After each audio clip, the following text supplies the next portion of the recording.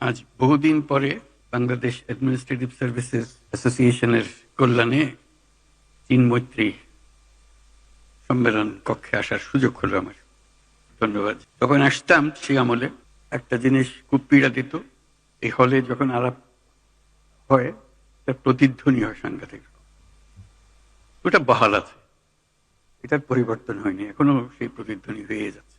আমি আজকে খুশি এই জন্যই আপনাদের আমন্ত্রণে যে আপনারা সপরিবারে এসছেন। পরিবারের সঙ্গে দেখা হওয়ার আমাদের খুব একটা সুযোগ হয় না, শুধু আপনাদের সঙ্গেই দেখা হয়। এখন আজকে সপরিবারে এসছেন বলে অ্যাডমিনিস্ট্রেটিভ সার্ভিসের যারা জড়িত আছেন তাদের পরিবারের সঙ্গে দেখা করার সুযোগ হলো। তাদেরকে আমি অভিনন্দন জানাচ্ছি, ধন্যবাদ জানাচ্ছি। এই হলের কথা মনে করতে গিয়ে আরেকটা কথা মনে পড়ল। বহুকাল আগে 1987 সনে আমাকে একটা সম্মেলনে ডাকা হয়েছিল, সেখানে একটা প্রবন্ধ পাঠ করেছিলাম। তার শিরোনাম ছিল গ্রোয়িং আপ উইথ জায়ান্টস। লোকে প্রথমে একটু চিন্তিত ছিল, এটা কি হলো, জায়ান্ট কোথায়? আমি যেটা ব্যাখ্যা করলাম যে আমাদের বাংলাদেশ একটা সুবর্ণ সুযোগ, আমরা যে জাতি হিসেবে আমাদের যে অবস্থান, একটা চমৎকার অবস্থান। দুই পাশে দুই মহাশক্তি আমাদের, ভারত আর চীন। তারা দ্রুত গতিতে এগিয়ে যাবে। আমরা যেহেতু মাঝখানে আছি, আমাদেরকে ফেলে যেতে পারবে না, তাদের বাতাসে আমরা উঠতে থাকব। সেই থেকেই আমার বদ্ধমূল ধারণা বাংলাদেশের ভবিষ্যৎ অতি চমৎকার, তার অবস্থানের কারণে। তখন দুই জায়ান্টের কথা বলেছিলাম, দুই মহাশক্তি। এখন আর দুই মহাশক্তির কথা বলি একই সঙ্গে, 4 মহাশক্তি। আমাদের কি অপূর্ব সুযোগ, আমাদের সামনেই বিস্তীর্ণ মহাসাগর, আমাদের উপকূল ভূমি, সাগরের সঙ্গে আমাদের লাগোয়া উপকূল। এই একটা মস্ত বড় সুযোগ, পৃথিবীর দরজা আমাদের সামনে খোলা। আমরা দিন ব্যবহার করতে জানিনি, এখন যে মুহূর্তে এটার ব্যবহার শুরু করব, আমাদের অর্থনীতিকে লোহার দড়ি দিয়ে বেঁধে রাখলে ওর বেঁধে রাখতে পারবে না।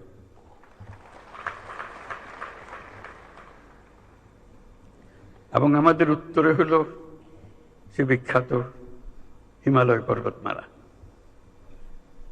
যেখানে জমে আছে আমাদের যাবতীয় শক্তি, হাইড্রো পাওয়ার।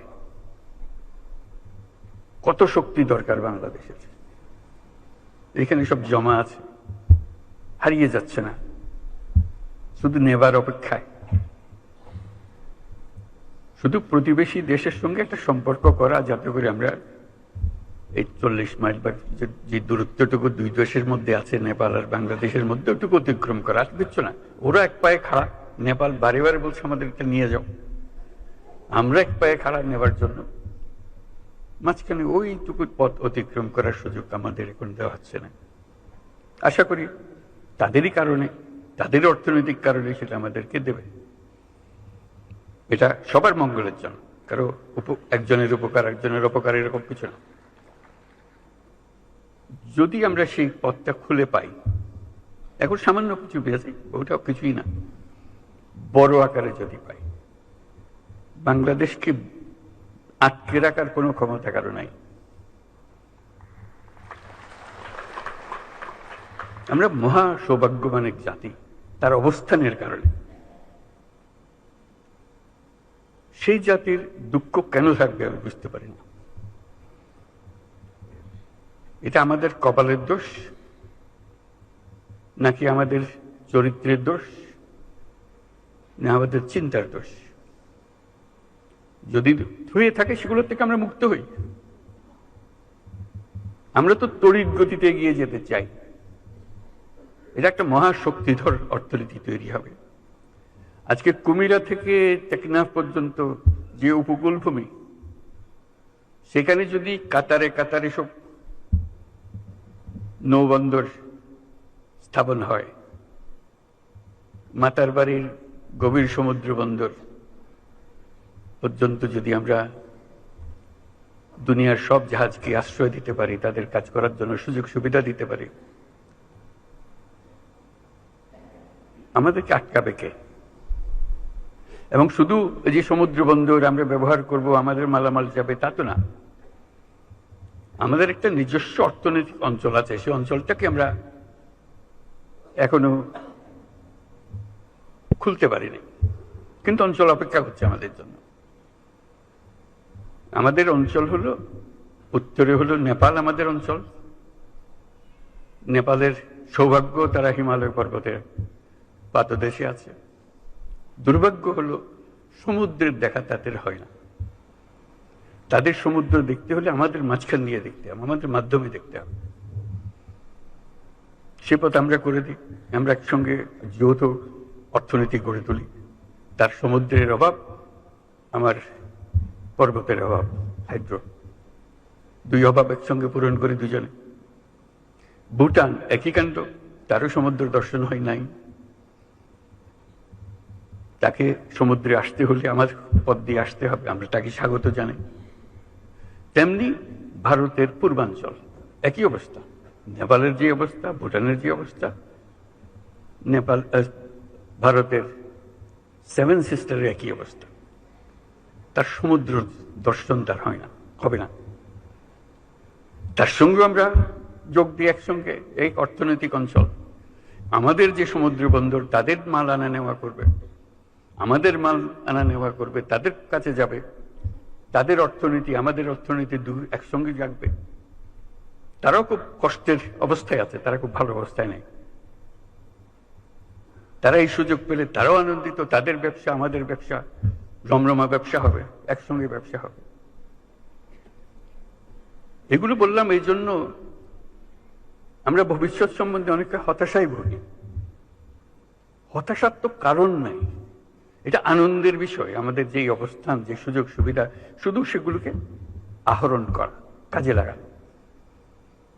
প্রক্রিয়া শুরু হয়েছে, এই প্রক্রিয়াকে জোরদার করা, যাতে করে আমরা এই অর্থনৈতিক অঞ্চল গড়ে তুলতে পারি। মালামাল সোজা চলে যাবে নেপালে, সোজা চলে যাবে ভুটানে, সোজা চলে যাবে সেভেন সিস্টার্সে। তাদের মালামাল আমাদের মাঝখান দিয়ে, আমাদের ব্যবসা তাদের ওখানে যাবে, তাদের ব্যবসা আমাদের এখানে আসবে। সেটাই তো হলো অর্থনীতি। কাজেই প্রাকৃতিক দিক থেকে আমরা খুবই সৌভাগ্যবান। তার চেয়ে তো একটা বড় সৌভাগ্যবান আমরা, আমাদের একটা মস্ত বড় জনসংখ্যা। আগে মনে করতাম এটা বড় বোঝা বোধ, এটা সম্পদ, মানব সম্পদ। যেহেতু প্রযুক্তি আসার ফলে কোনো মানুষই আর কোনো বোঝা নয়, প্রতিটি মানুষই হলো এখন সম্পদ, উদ্ভাবনের সম্পদ, এন্টারপ্রেনিয়রশিপের সম্পদ, নতুন আবিষ্কারের সম্পদ। আমরা সেই সম্পদের সম্পদশালী। আমরা পৃথিবীর 8ম জনসংখ্যার দেশ। কাজে সোজা কথা না, তলারের জায়গা না, একদম উপরের জায়গা। মানুষ এগোতে পারছে না বহু দেশে, তার মানুষের অভাবে। আমরা যে মধ্যপ্রাচ্যের লোক পাঠাই, তারা কোন দুঃখে আমাদেরকে নেই? তাদের লোক নাই, টাকা আছে, লোক নেই, সেই জন্য আমাদেরকে ডাকে। পৃথিবীর সব লোক বসে আছে, কখন আমাদের থেকে লোক পাবে। আমি প্রায় বলেছি, চীন যেভাবে অগ্রসর হচ্ছে, চীন হলো সবচেয়ে বেশি সর্বোচ্চ সংখ্যক জনসংখ্যার দেশ। আমি যেভাবে অগ্রসর হচ্ছে, কিছুদিন পরে বোধহয় আমাদের কাছ থেকে লোক চাইবে, তার এত টান পড়বে তখন। এই হলো আমাদের সুযোগ। আমাদের সুযোগ শুধু সংখ্যায় না, আমি সংখ্যার উপর বেশি গুরুত্ব দিচ্ছি না, সংখ্যা গুরুত্বপূর্ণ, কিন্তু প্রতিটি তরুণ বাংলাদেশের মহাশক্তি, মহাপ্রচন্ড শক্তি। সেই তারুণ্য বিশ্ব জয় করতে পারে, সেই তারুণ্য। সেই তারুণ্য আমাদের যত রকমের অভাব আছে, যত রকমের ঘাটতি আছে, তার চাইতে অনেক বেশি সে নিয়ে আসতে পারে। সে একটু সম্পূর্ণ ভিন্ন এক প্রজন্ম। সেই প্রজন্মের জন্য দরজা খুলে দিতে হবে। আমরা শুধু বসে আছি দরজা তালা লাগানোর জন্য। এটা বলতে পারি, এটা অনাবশ্যক, যদি সবাই অনুভব করি। আমাদের তারুণ্য জুলাই মাসে যা দেখিয়েছে, আগস্ট মাসে যা দেখিয়েছে, সেটা তো পৃথিবীর একটা অনন্য দৃষ্টান্ত। এটা সাধারণ একটা ঘটনা না, যেরকম করে অন্য দেশে বিপ্লব হয়, এই হয়। এই বিপ্লব কোথাও হয় নাই। তার প্রতিটি জিনিস যদি আপনারা বিচারে বসেন, দেখবেন যে এটা প্রতিটি দিক থেকে অনন্য। সেই অনন্য ক্ষমতা এই দেশের তরুণদের মধ্যে আছে, এটা হারিয়ে যাবে না। আপনারা মনে করেন না যে এটা এক ঘটনায় শেষ, এটা শেষ হয়নি, শুরু হলো মাত্র। কাজেই সেইভাবে আমাদেরকে এই তরুণদের সুযোগ দিতে হবে। আমরা সুযোগ আছে, নিতে চাচ্ছি না। আমি ছোট্ট একটা উদাহরণ দেব, ব্যক্তিগত উদাহরণ। ডাক্তাররা আমাদের কাছে আক্ষেপ করে, হাসপাতালের আক্ষেপ করে, যখন আমরা বলি আপনারা কেরালা থেকে কেন নার্স আনেন, বল দেশে নার্স নাই। ডাক্তাররা আমাদেরকে বলে আমাদের এমন স্বাস্থ্য ব্যবস্থা, এখানে প্রতিজন নার্সের বিপরীতে আমাদের 3 জন ডাক্তার আছে। রেশিও হলো 1:3, একজন নার্স 3 জন ডাক্তার। পৃথিবীর মানুষ হা হয়ে যায় কথা শুনে।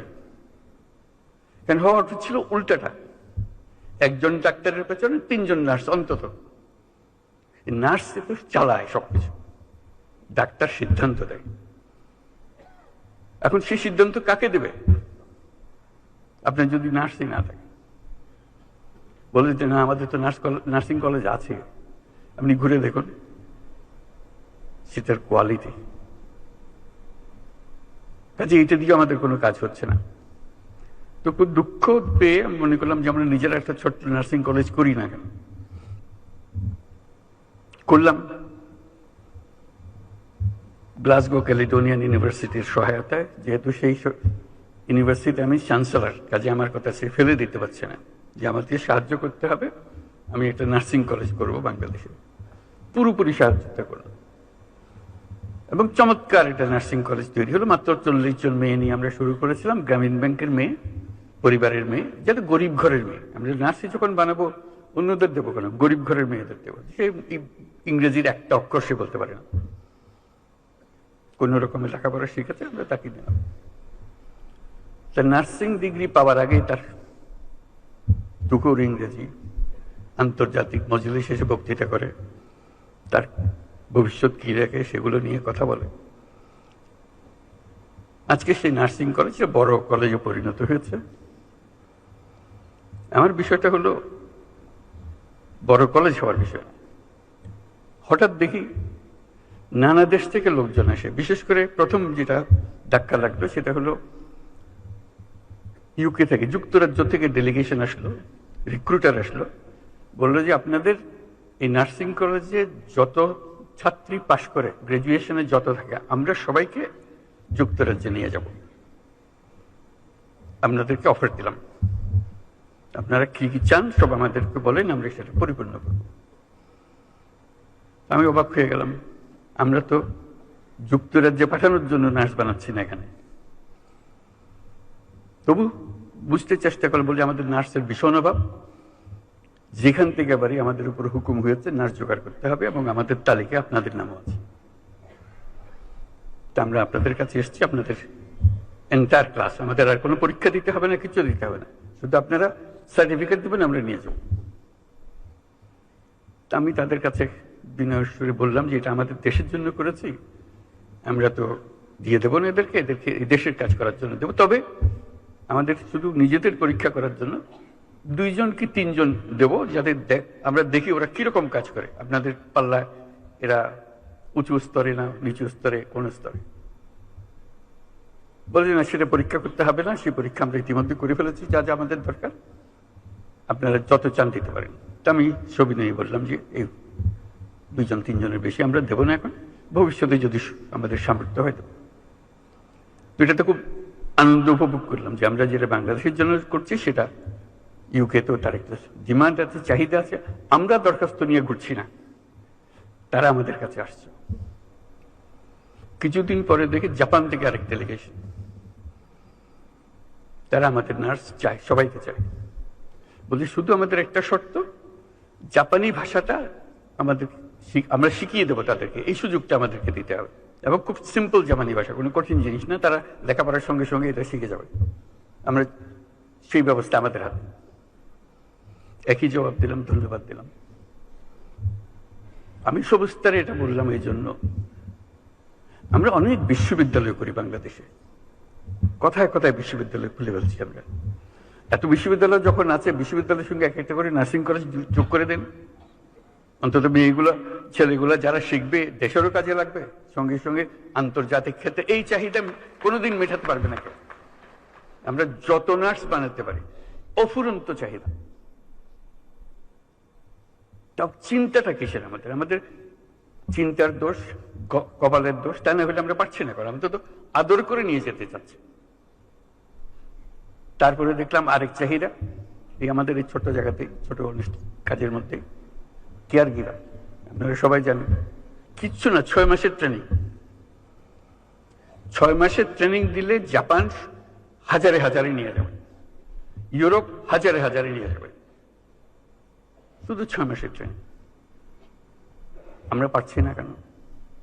আমরা স্বাস্থ্য মন্ত্রণালয় এমন এক জিনিস বানিয়েছি যেটা যখনই বসে সব দুঃখে ভরে যায় কিভাবে সিস্টেমটা চলছে বা চলছে না। আপনারাও দুঃখ করেন, আমরাও দুঃখ করি। কাঠামোগতভাবে এমন এক জিনিস, এটা বুঝতে পারি না এটার থেকে উদ্ধারের উপায় কি। কাজে আমাদের জগৎটা, আমাদের সামনে বিশাল জগৎ, শুধু আমাদের সিদ্ধান্ত এবং আমাদের কর্মসূচিগুলো ঠিক করার অপেক্ষায়।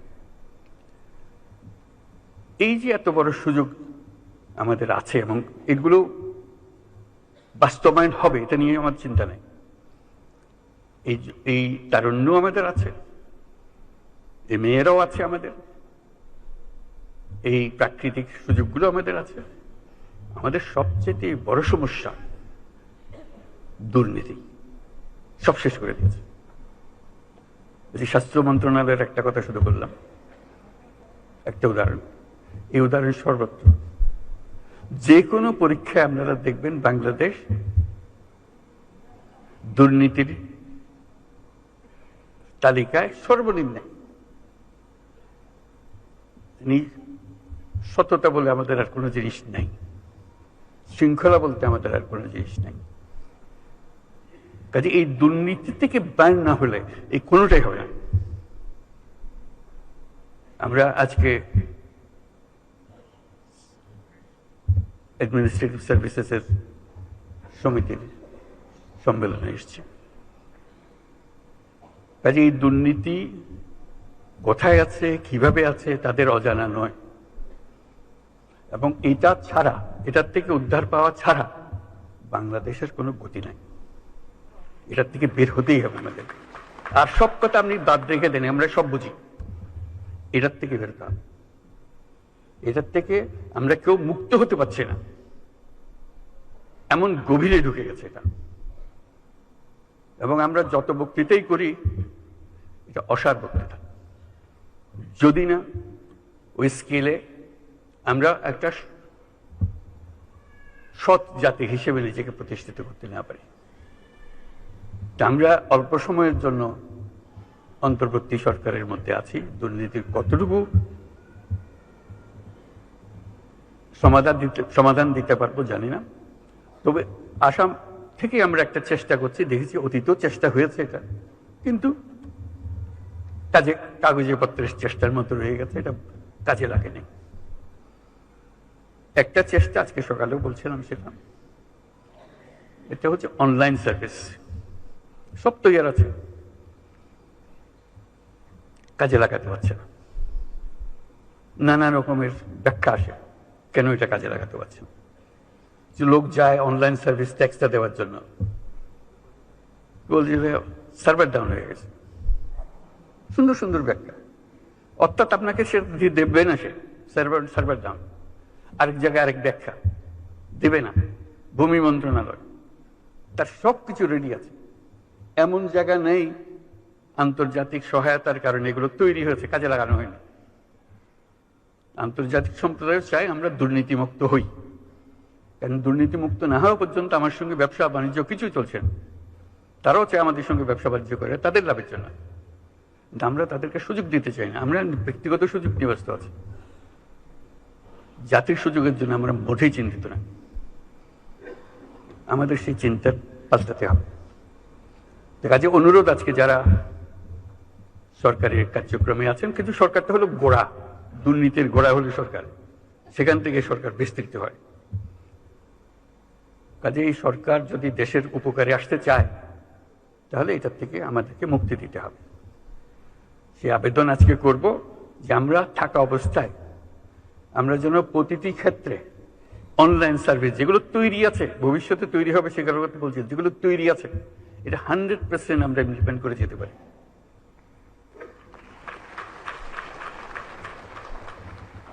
কেউ যেন এটা বাধা দেওয়ার জন্য আবার কোমর বেঁধে লেগে না যায়, কারণ কোমর বেঁধে লেগে যাওয়ার যথেষ্ট কারণ আছে। তার এটি দিয়ে তার যত কিছু সুযোগ সুবিধা তার পেত, এটা বন্ধ হয়ে গেলে তার হবে তাকে।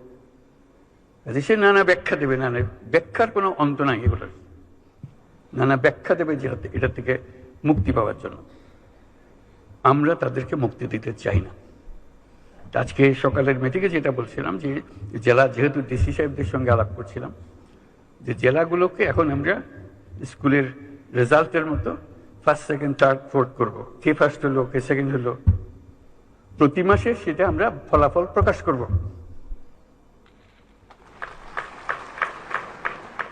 কিচ্ছু না, সাধারণ কথা যে আপনার জেলায় কর দানে অমুকে অমুকে কত শতাংশ এখন অনলাইন হচ্ছে। শুরুতে কম হবে, 5% হবে, সেকেন্ড 20% হবে, 15% হবে, হোক, আমরা সেটা সামনের মাসে কি হবে সেটার জন্য এটা কি তার থেকে আর বাড়লো নাকি ওইখানে রয়ে গেল। মজার বিষয় হলো যখনই আপনি র্যাঙ্কিং করেন কেউ না কেউ দেখবে যে উপরে চলে গেছে। এটি হলো মজা। কাউকে ওর শাস্তি দেওয়ার কিছু নেই, যে কম আছে তারা শাস্তি দেওয়ার কথা, যে ভালো করছে তাকে বাহবা দেওয়া, তাকে সবার সামনে দাঁড়িয়ে ফুলের মালা পরিয়ে দেওয়া যে করেছে পাশে। তখন আরেকজনের মনে ঈর্ষা জাগে, ওর থেকে আমি অনেক ভালো করতে পারি, আমি করবে আবার দেখিয়ে দেবো কি করে করতে হয়। ওই দেখিয়ে দেবার মেজাজটা যেন আমরা অর্জন করতে পারি। ওই র্যাঙ্কিং প্রতি মাসে আমরা এটা ফলাফল প্রকাশ করতে চাই। সবাই তার বন্ধু বান্ধব সব জেলা দেখবে কে কোন জেলা ফার্স্ট হলো, কোন জেলা সেকেন্ড হলো, কোন জেলা থার্ড হলো। যারা উপরে থাকবে তাদেরকে আমরা অভিনন্দন জানাবো, যারা নিচে গেলো তাদেরকে উৎসাহ দেবো যে দেখো, চেষ্টা করে দেখো, আর একটু উপরে উঠতে পারবে না, গতবার তো তুমি ভালোই করতেছিলে, আবার নিচে নেমে গেলে কেন, কি হয়েছে আমাদেরকে বলো, তোমার কি সাহায্য করে, যাতে করে আস্তে আস্তে ওই 100%-এ চলে যেতে পারে। অর্থাৎ আমার জেলায় যে কোনো জায়গা যেখানে আমার অনলাইনের সিস্টেম আমাকে দেওয়া হয়েছে আমি 100% এটা ইমপ্লিমেন্ট করেছি। এই প্রতিজ্ঞা আমরা আজকের সবাই নিয়ে নিলাম। এটা শুধু আমার অনুরোধ, আমরা থাকতে থাকতে করে ফেলেন, যেহেতু আমাদেরও একটা আগ্রহ আছে জিনিসটা করে যাওয়ার, আপনাদেরও নিশ্চয়ই আগ্রহ আছে দেশের এই বড় কাজটা করে যাওয়ার। কারণ এটা হলো লোহার ফটক, এটা অতিক্রম না করলে উন্নতি বলেন কি বলেন কিচ্ছু আসবে না, কিচ্ছু হবে না। সম্মান উন্নতি যাই কিছু বলেন কিচ্ছু হবে না। এটা ভদ্র লোকের সংসারের মতো হতে হবে, যে আমরা দুর্নীতিমুক্ত জাতি।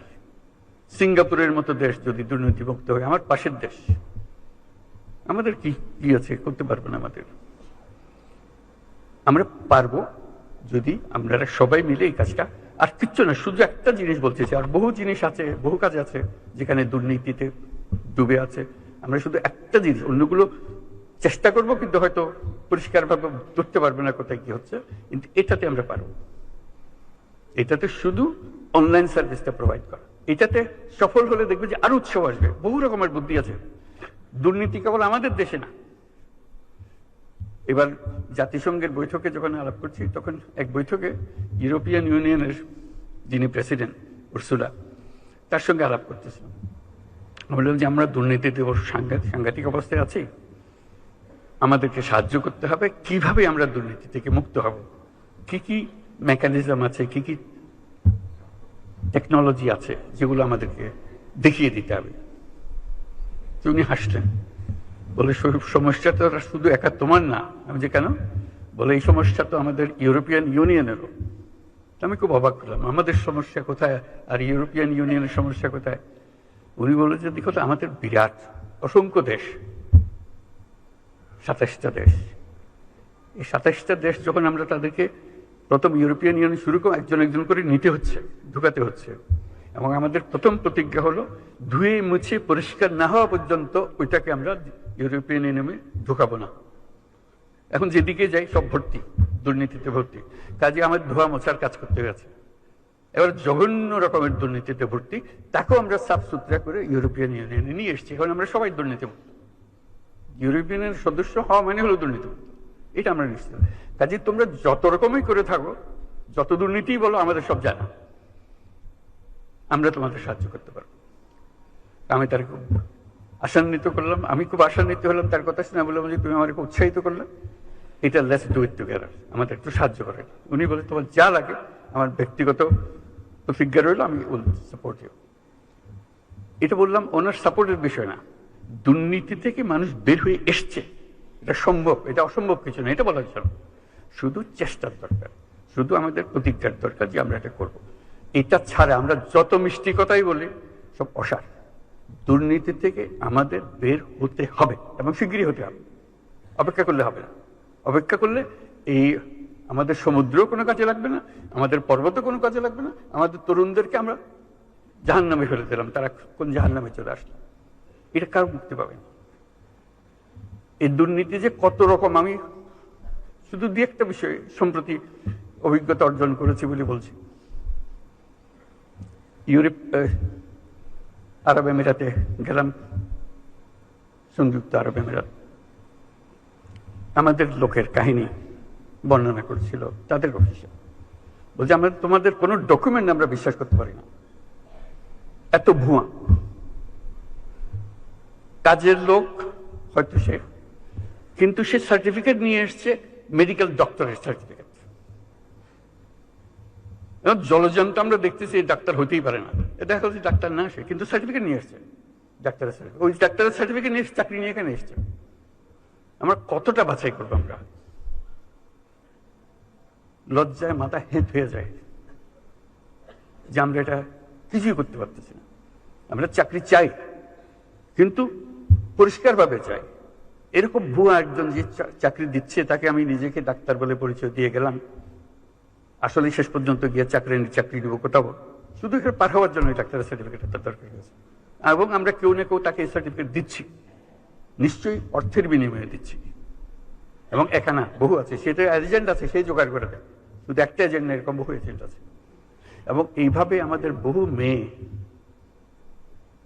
মধ্যপ্রাচ্যে হারিয়ে যাচ্ছে, নিয়ে গেছে, কিসের মধ্যে ফেলে দিয়ে আসছে কেউ জানে না। হিউম্যান ট্রাফিকিং এর কি বিষয়, বিভৎস বিষয়। এবং মেয়েদের জন্য আমাদের মেয়েরা যাচ্ছে, তার কি অবস্থায় ফিরে আসছে, যদি সশরীরে ফিরে আসতে পারে, কত লাশ কোথায় চলে যাচ্ছে সেটারও কোনো হিসাব নেই। এই কোন দেশ বানালাম আমরা? আমরা তো দায়ী, আমরা যে আজকে এখানে এসেছি, আমরাই তো দেশ চালাই। কাকে কি বলবো? আমাদের নিজের কাছে, নিজের সন্তানদের কাছে আমরা কি জবাব দেব যে কাউকে আমরা রক্ষা করতে পারছি না? এই মৃত্যুর জন্য, এই ট্রাফিকের জন্য আমরা দায়ী না?